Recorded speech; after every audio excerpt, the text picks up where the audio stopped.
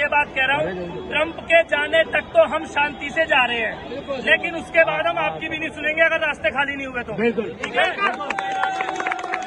आज जब तक रास्ता खाली करवा रहे हैं। ये लोग आपके घरों में घुसेंगे, आपकी बहन बेटियों को उठाएंगे, उनको रेप करेंगे, उनको मारेंगे।